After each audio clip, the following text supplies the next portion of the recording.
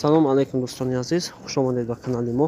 имрӯза навори мо баҳри шумо мошини фурӯшӣ дар ноҳияи Рашт.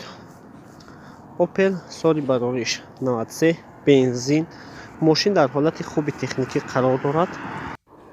яксола ҳуҷҷат, мешини ҳайминӣ, ягон проблема надорад. Не бародаро, дохили мошин ба ҳазу тамошо кунед. номерои соҳиби мошин дар болои экран мешаванд. дӯстони азиз, фақат нафаре ки харидор ҳастед метавонед занг занед. беҳуда на вақти хутва, на вақти соҳиби мошина нагирӣ. мошина бо диққат тамошо кунед. нархи мошин 28 000 бо савдо мешавад.